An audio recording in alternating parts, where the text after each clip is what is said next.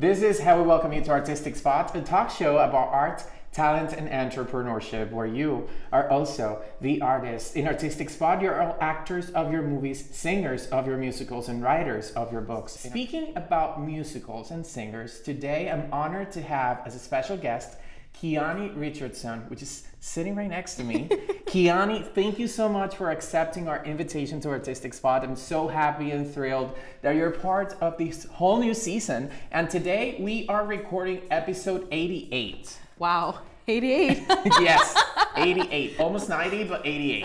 Oh, thank you for having me. It's our pleasure. It's an honor. Kyaunnee, just go ahead and talk to us about your career. You're a professional singer. Mm-hmm. You started your professional career back in 2016 in Boca. Yep. You recently performed as part of the cast of Carmen from Opera Orlando. Yes. And you're about to be the main protagonist of a whole new show, also from Opera Orlando. Yes. But I want you to tell me more before we go in depth on the information about your career, on who Kyaunnee Richardson is. Oh, wow. So I guess I'll start from the very beginning. So I started singing at the age of 2. My mother, if you guys even remember what this was, there's a cassette player. So I'm throwing it way back. She would play it at the head of my bed, and I would listen to songs from like classic Disney. I'm not talking about like the Disney now, I'm talking about like Snow White, Sleeping Beauty, Cinderella, to the Renaissance period of Disney where you're talking about Pocahontas, Jasmine, Ariel, you know, the Beauty and the Beast, all of that fun stuff that I just, to this day, I still adore. And I also listened to Whitney Houston. During Christmas time, there was the Messiah, Handel's Messiah, and the Nutcracker that was also involved as well. And oddly enough, Phantom of the Opera kind of sneaked in there. It didn't really capture my imagination, but it was just there. And then it just disappeared. And it came back at around the age of like 14, 15 years old. And was it my high school? Yes, my high school choir was getting ready to do a spring highlights of Phantom. And it just so happened at that same year, the movie came out. So I was in the movie theater listening to this music, and I'm like, what is this? I'm like, I've heard it somewhere before. And I went to Walmart and I found the London cast recording of Phantom. I went to, I was searching around and found a knockoff version of it. And then I found the Canadian cast recording later on, and I bought the movie soundtrack, and I just became so obsessed with this. And then later on, as I rummaged through my mother's stuff, I found the cassette tape that I listened to all those years ago. I was like, it's the karaoke version of it. But I was like, I knew I heard this music somewhere. And when I read the book, it actually reintroduced me to opera. Even though classical music was in my house, it didn't really stick, even though it was there. And as soon as I read the book, I was like, you know, who are these composers? Who was Meyerbeer? Who was Gounod? And then it led me to Puccini, and I was like, who are these people? So of course, I went on the internet, and we had dial-up at the time. Yeah, that was a struggle, a real struggle. Thank God for Wi-Fi now. Kids nowadays won't know the struggle. You will never know the struggle, guys. You will not know the struggle. It took a whole day for a whole YouTube video just to load. Anyways, it's true. So I found musicians or singers like Marian Anderson, Renee Fleming, Anna Netrebko, Luciano Pavarotti, Placido Domingo, all of those singers. And I don't really remember what the first song I heard, but I want to say it probably was Maria Callas's O Mio Babino Caro. And I could be wrong, but I do remember seeing that video, and I just wanted to know more about this art form.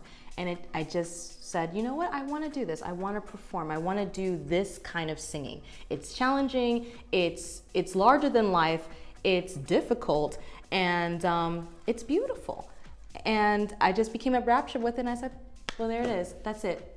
Basta così. That was it. That's amazing. You're telling me that the classical music was within your family and in your home. Can you talk to us a little bit about your family and how important they have been in all this process through your journey? So my mother was the one that really discovered that I could sing. And my dad came along, going back to Phantom. So my dad came along when I decided, you know, I'm gonna get into this classical music. I'm gonna try it out and see where my voice fits, because apparently my voice was way too loud for choir. It didn't matter where you put me, I was just way too loud. And I got my first classical music from my very first voice teacher, which is Susan Hildebeidel, and I just wanted to know more about it. And as I was at home practicing, my dad was like, "What is this? Like, what is she doing?" Then Phantom came to town, and in 2005, Hurricane Wilma was just about to hit South Florida. Mm-hmm. And I was praying. I was like, "Lord, please let me see this musical." And I convinced my father to go and see this with me. He bought me tickets, and oddly enough, the hurricane stayed out there. It delayed before it hit, and we got a chance to see the matinee show. And I saw it with Gary Maurer and Elizabeth Southard in the title role, husband and wife, by the way. That's why the dynamic was just so amazing. And my dad sat there, and he didn't know what to expect. He had the prologue, and he's like, "Oh, well, these people are talking. There's nothing special." And as soon as that chandelier just erupted and it just came to life, he just sat there and was like, "Okay." Well, he was hooked. Even to this day, he said he probably will not go back and see the show because that moment when he saw it was the perfect cast. Yes. So after that, he just started watching me, how I would like come home. I was very serious about my studies and everything. I would talk to him about it. And by the time I got into New World, and that was my undergrad days, he was, again, watching my progress. He would come to my recitals with my mother, and then he would just see how good I would get every single year. Then that's when he really became more involved, when he was just like, "You need to go to grad school for this." And I'm like, "Yeah, where am I gonna go? I wanna go to Chicago. I wanna go to Roosevelt University." He's like, "That's too much money. You're going to Florida State." So he was the one that was behind me going to Florida State. I mean, we actually drove up to Florida State. He drove me to Orlando to actually go to UCF, but he wasn't really sold on UCF. He was like, no, this isn't the right school for you. I was like, "You're really invested in this." And when he drove me up to Tallahassee, and he literally walked around the school with me, he's like, "Yeah, this is the school you need to go to." And yeah, he's been supporting me ever since. And I really appreciate having parents who I can go to and talk to, especially about this career, because I know there's a lot of my colleagues don't have parental support or family support, and they don't understand. But I really believe in open communication, and I believe in just telling your family members, "Hey, I know this is not your typical like 9-to-5 job, or and you're getting this type of a paycheck, but this is something that needs to be talked about openly with family members." And when they see that you are, I mean, depending on who's in your family, but if they see that you love it and they understand it, there is a sense of like, you know what, maybe we should support that. And I think communication is the way to go. Why do you think that's actually going on for some people? You mentioned that you have some coworkers in the entertainment in this area that they do not have parental support. So why do you think that's happening nowadays, especially when we're in 2021? There's a lot of media, there's a lot of opportunities in some occasions, so we're going to talk about that a little bit later. But tell us why Kyaunnee thinks that's actually an issue within families in the U.S. I think COVID was the biggest thing that happened to us in our industry, and COVID literally shut our industry down. And I think that gave a lot of people perspective, saying, "Well, I don't even think that this business is stable." I mean, given the fact that other jobs were also affected by COVID, but you were still able to retain some aspects of it. But the music industry in general, or just the entertainment industry in general, just literally just completely shut down. And the ones who were already in it tentatively were like, "I don't know if this is stable. It's barely bringing, food on the table and in a steady income, because it's pretty much touch and go." But for me, I personally believe that there are ways to still stay in the business. You just have to, your path may not be the same as, Renee Fleming or Leontine Price, or, because those have been different decades and whatnot. But there are several ways that you can still bring in some sort of an income. You just have to be very creative. But I guess many parents see that, and family members see it, because it's not stable enough. And if you're not at a certain level, then you might as well just give it up. And that's really a sad thing, because I have a lot of very talented colleagues who are just, you can just see in their eyes that this is what they want to do. It's like their passion, it's their heart and soul. And to not have that kind of support, I mean, it's really heartbreaking. Now that you mentioned COVID-19 and all this situation hurting, especially Broadway, theaters shutting down around the country and everywhere in the world, What do you think about the latest news that the union it's actually charging their actors their monthly dues, and Eden Espinosa, who's a Broadway veteran, most famous for participating on Wicked on Broadway, she said that she was not understanding why she had to pay those dues. So what do you think that can bring as a change, or it can be a stepping stone on Broadway and the theater industry after all this is happening? In terms of like actors shouldn't have to pay because they've been out of work for a whole year. I really believe that there should be some type of a lax there, just personally. And they got to understand, like, in order for us to get back to where we were, we need to take baby steps to move forward. And maybe they should restructure this plan a little bit better. I know they're trying to recuperate. I understand where they're coming from a business, but from the actor's standpoint, it's like, we ain't got no money, so. Yes. So I think that's probably what needs to happen. And even with what happened with COVID-19, really, I mean, like I said, it shut our industry down.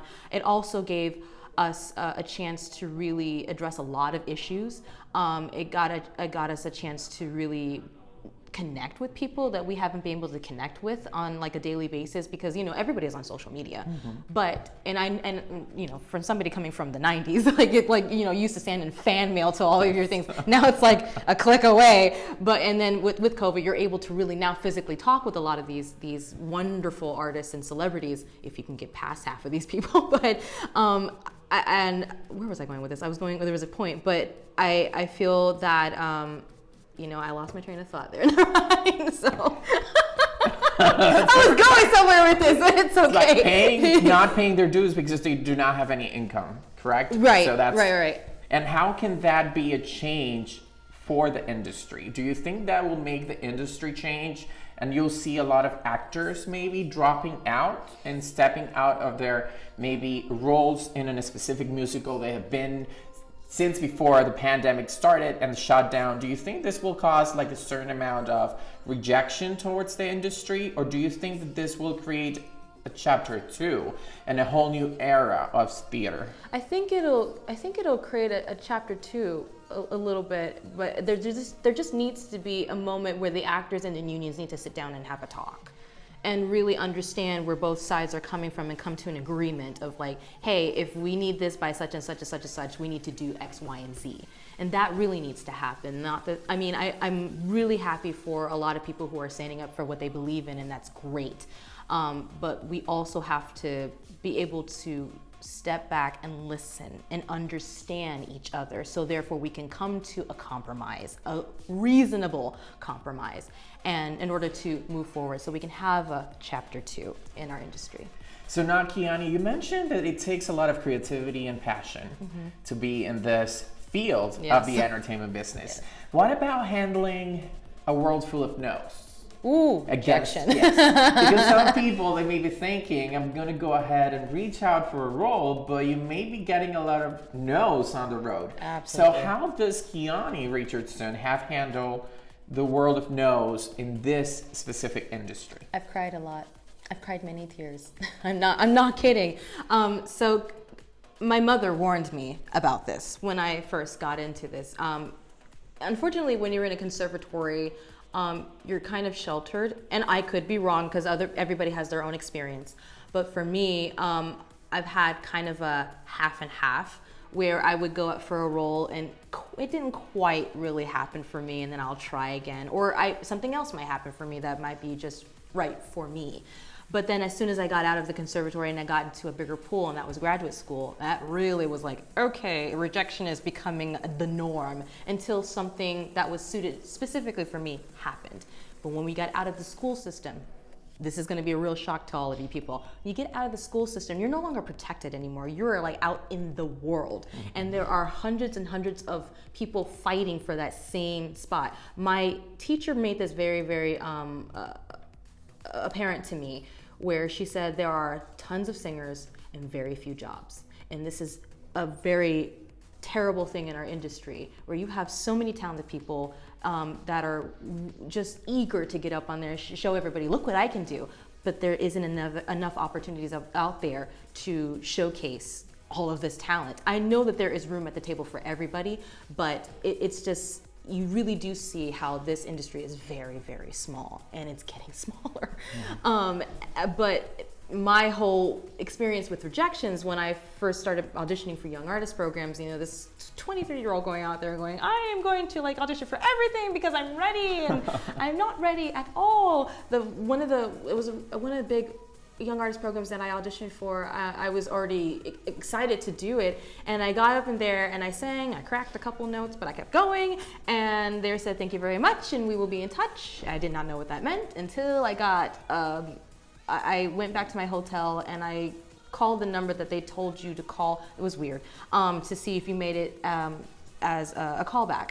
And my name was not on that list. So I was in my hotel room, I was crying, I ordered Chinese food, and I was just like, I'm devastated, and meh. And my mother was just like, just get over it. Just get over it. And I yelled at her. I'm like, you don't understand. This was an important audition. And all of the feels was happening. But gosh, I remember that. It's like, it's terrible.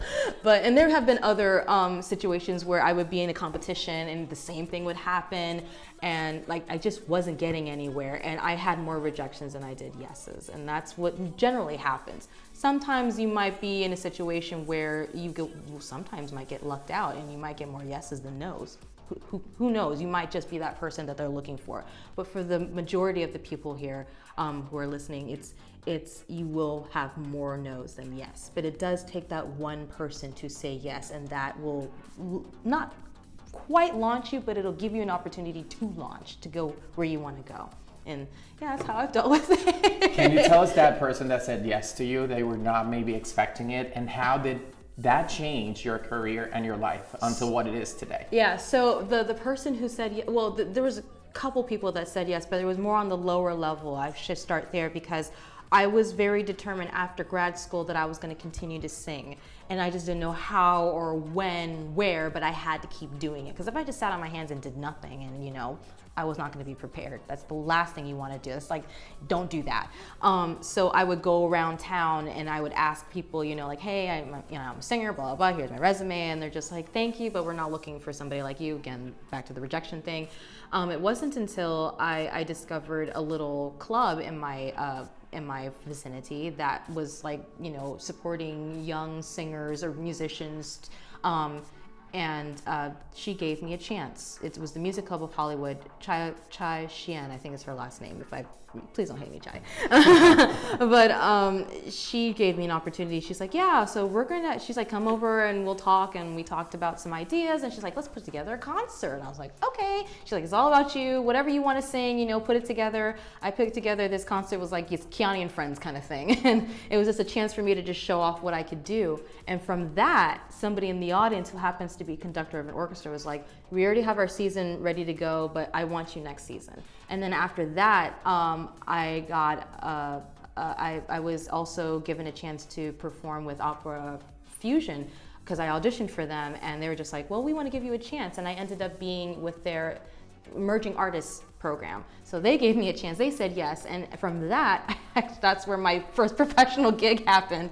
And I got an audition for the Festival of the Arts Boca, and they were doing Magic Flute. And my teacher was just like, well, you can sing Papagena, that's easy for you. And I was like, what? Okay, fine, I can do it. And I learned it, and I went there and I sang, and the next thing I knew, I got a phone call saying, yeah, you're cast, so we'll see you in rehearsal. And I was like, okay. And when I went back to my voice teacher, I keep mentioning, her name is Birgit Fioravante, she was just like, well, there you go, your first professional gig, so let's get working. So, and that's how things start to happen. And even in the midst of all of that, there were still some rejections, but I still kept putting myself out there, especially in New York, because it's really tough. Mm-hmm. And I still kept going, and eventually somebody there was just like, you know what, let's try you in this, and let me put you over here, and then things started happening, it starts rolling.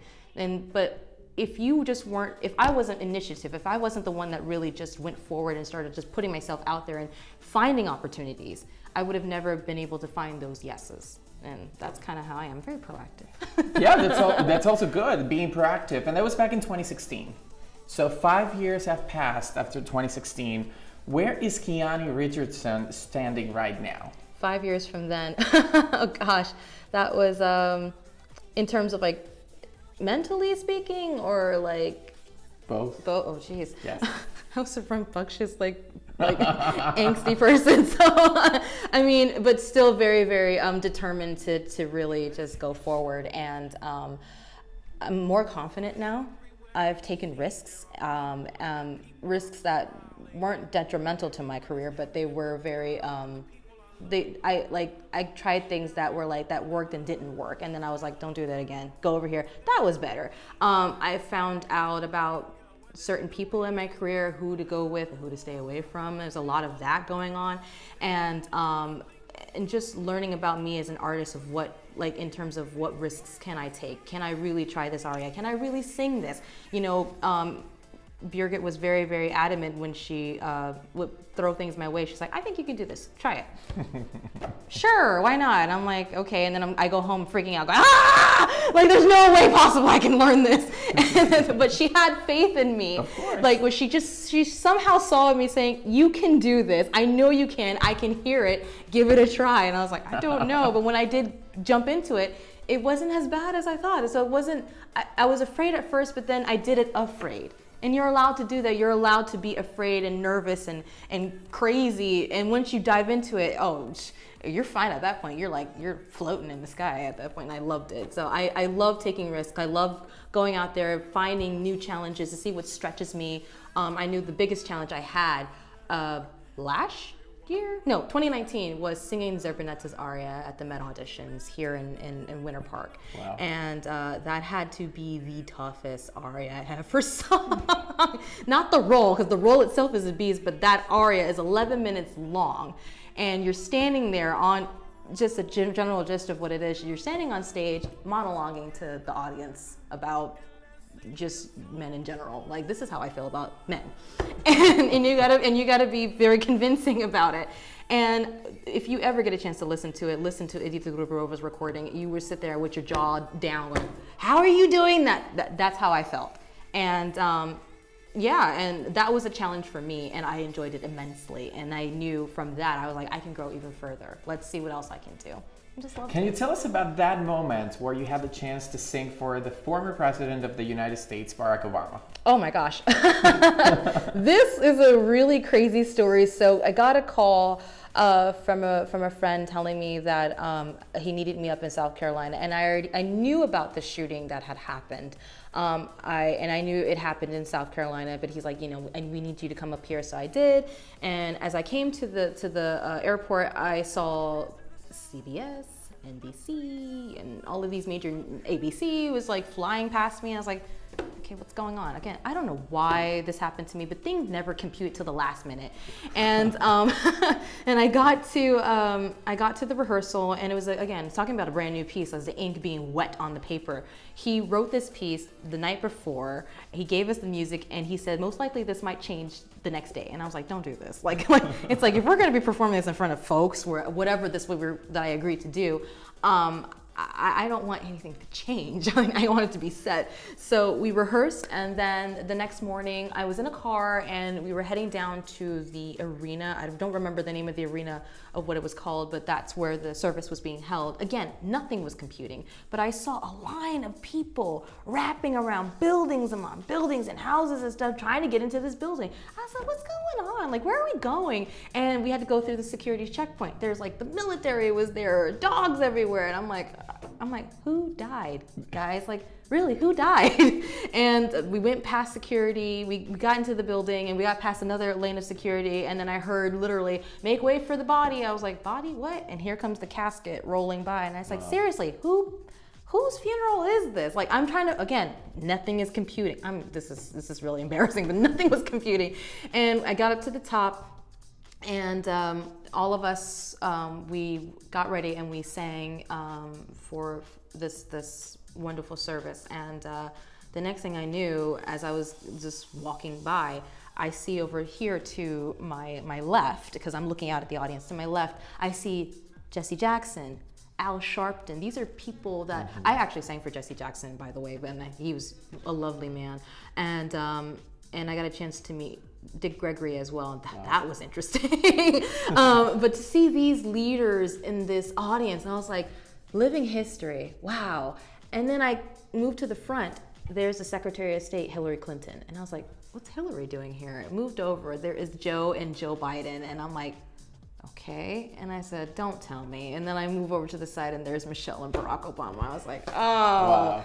And then I happened to look over to the right side and there's the House of, all the representatives, the House of Representatives were there and some members of Congress, I believe, was in the audience. And I just realized, I was like, now I know who passed away. I just didn't know he was a senator. That was what, somebody failed to mention that to me. So I just know it was the Reverend. I just didn't know that he was also a senator.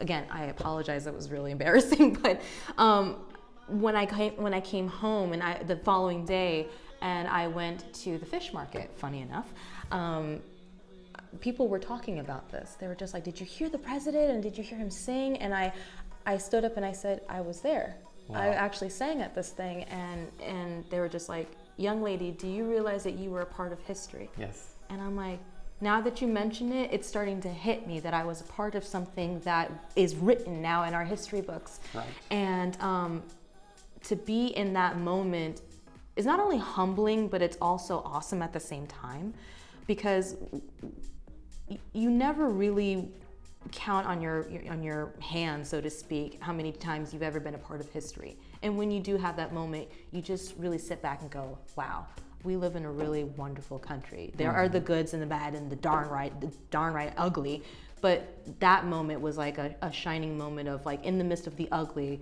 something beautiful came out of that. Yes. I saw camaraderie, I saw families come together, even though from all walks of life, coming together to support one another in a very tragic moment.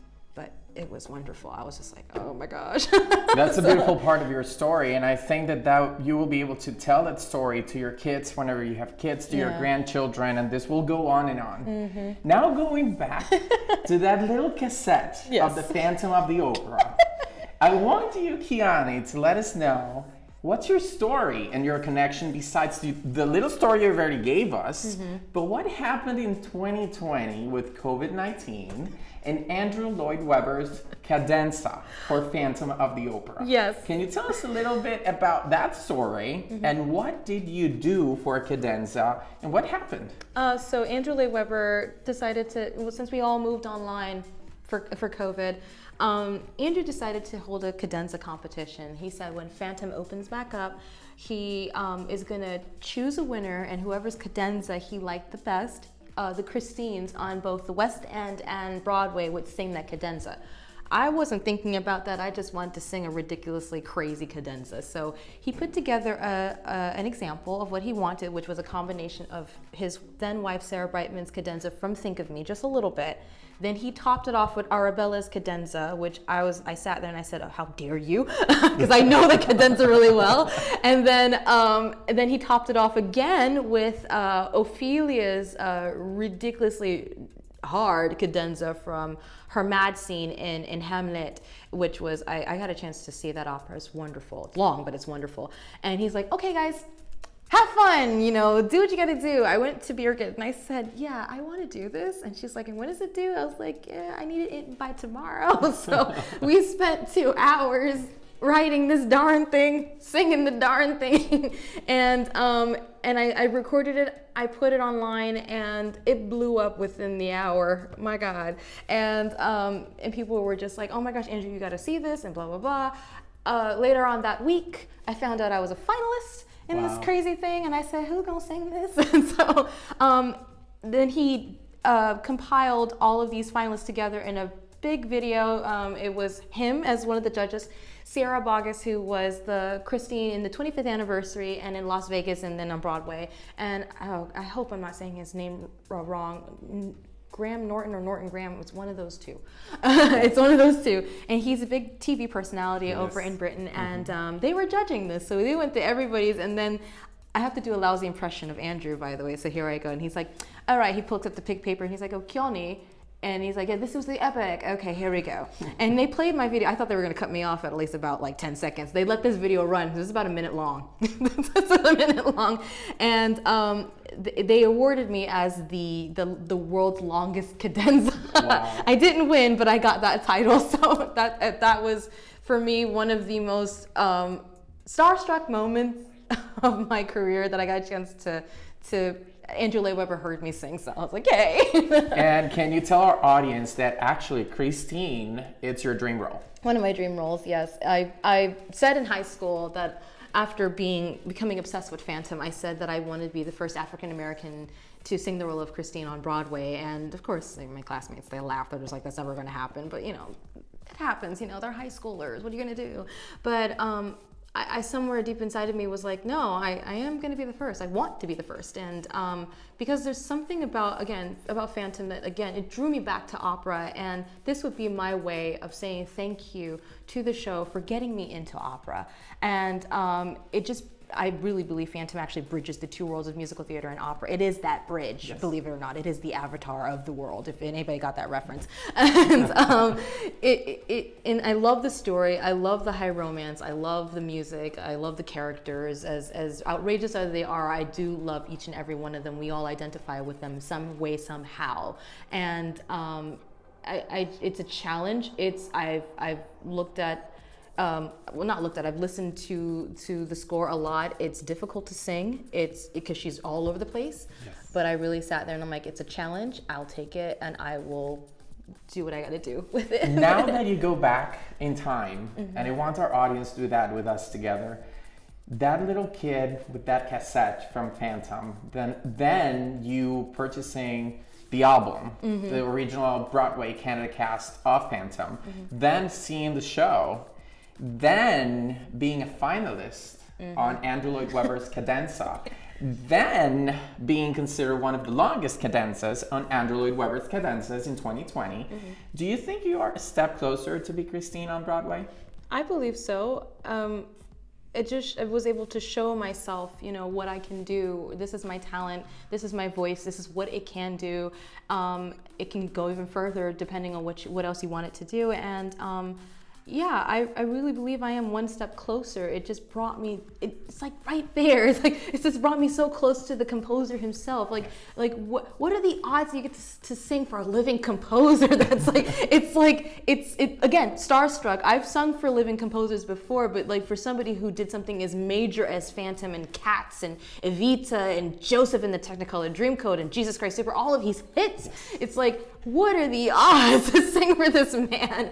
And him to give you a really wonderful compliment afterwards. So it's I really did feel like I was just one step closer. And I have people on Instagram who were rooting for me, people I never thought I would even connect with thanks to COVID. Yeah, I can't believe I said that, but it's COVID, there is that ugly side of it, but then because of COVID, you're now been forced to be connected with a lot of people, and to be connected with people who are like-minded like you, and who share the same dreams as you, and goals and aspirations, and then for them to share those dreams and say, hey, when this is all over with, this is what I want to do to change the world and move forward and do this, and you're like, oh yeah, and you want to support them as much as possible, for them to be as supportive to you as you are to them. It's incredible. And for when they said, yeah, you can do it, you'll make it, you'll get there, we're behind you 100%. My God, it's yeah. I really, really appreciate that. And I do feel like I'm right there. And we're so happy and honored, and also we're very proud of you. Thank you. What would you tell those little kids that they have the same dreams that you have? When you get the role of Christine on Broadway and Phantom of the Opera, oh my gosh, what would you tell them as soon as you make that wish come true in that wish list of your life? What will be the message that you would like to deliver to everybody listening to us? I would tell it. Well, let's go backwards just a little bit. Everybody was touched when, in 1997, when Whitney Houston took on the project to bring Cinderella back on ABC, and instead of her playing the role of Cinderella, even though it would have been pretty cool, she let, and was it then 18-year-old Brandy be the role of Cinderella? I don't think anybody in a million years would have been able to see that happen. But when I saw it broadcast for the first time in whatever was it November of '97 or whatever when it came out, we taped it on the VHS, if anybody remembers what that was, and I still have it to this day. It's like a treasure to me.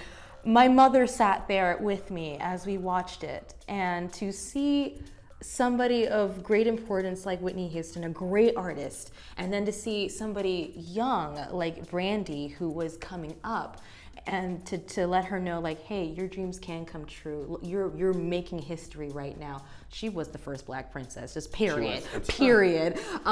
She inspired not only millions of little brown girls, but like me, but everybody of all races to go and pursue those dreams. If it wasn't for that, as a reference point for me, I don't know. The only other person who would have been a reference point for me would have been Marian Anderson and Leontine Price.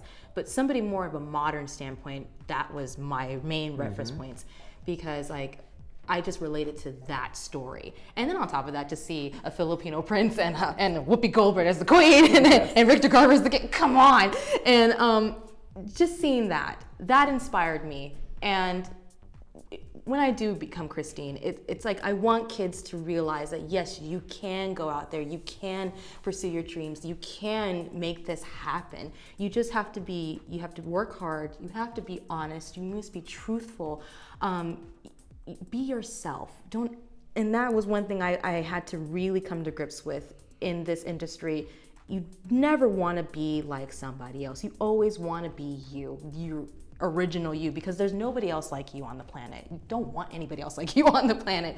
And I know industries are always looking for like the next so and so and so and so, but I'm like, no, the reason why Whitney Houston was Whitney Houston is because she was Whitney Houston. Correct. Period.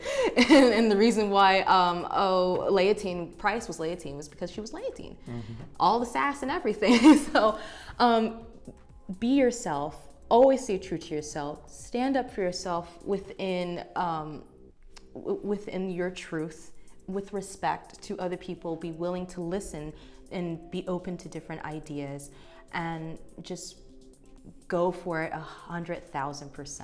If you don't do that, and this is something that I learned from other people who didn't really go out there and really go towards the edge to see how far they can go, they live a life of regret.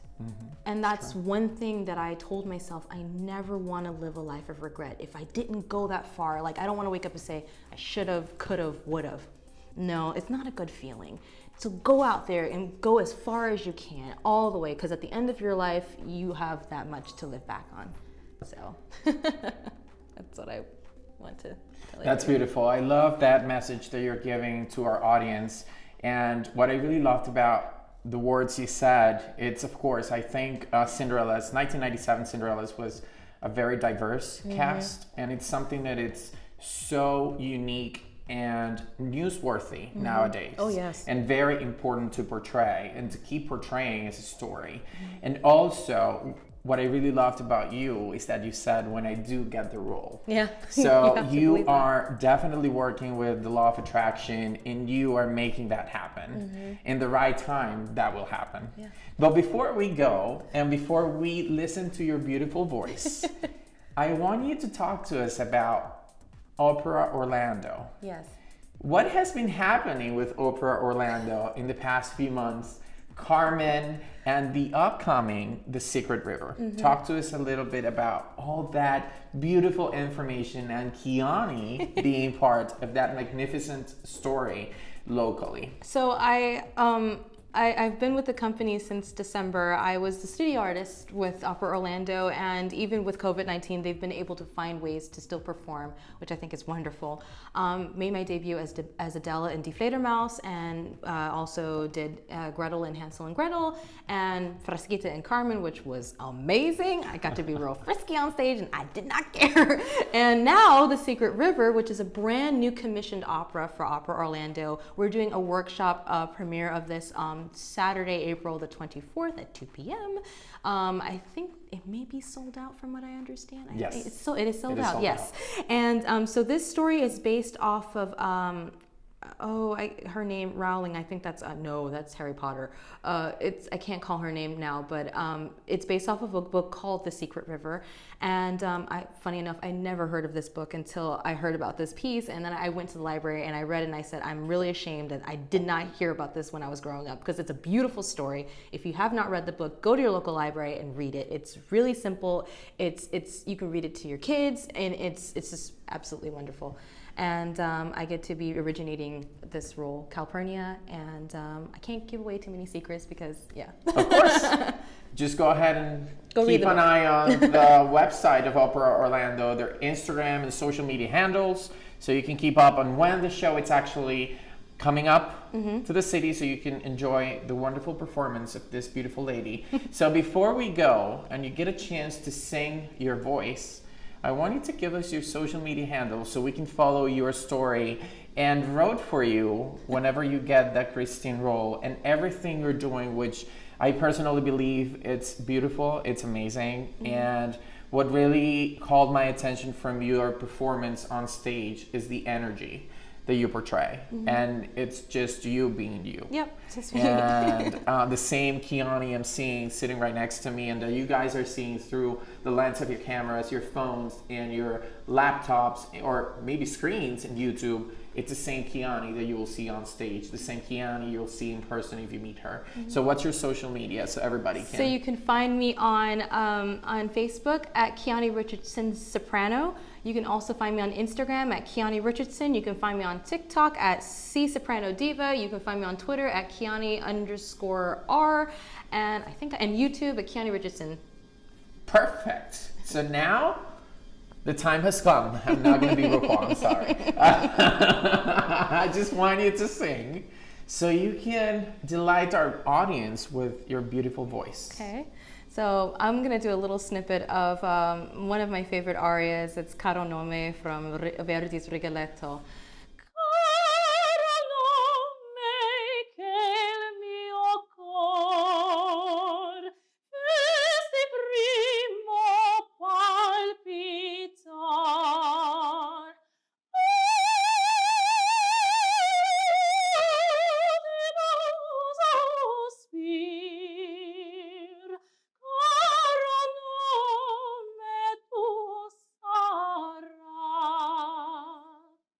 Beautiful. Thank you so much, Thank you, Kyaunnee, for joining us in this whole new chapter, episode 88 of Artistic Spot. Thank you for being part of our story. Thank you for having Thank me. you for choosing us to tell your story, and thank you for being part of this whole new thing that we're doing with this whole new season of Artistic Spot. And those of you tune us back in next week in Artistic Spot, where you are also the artist.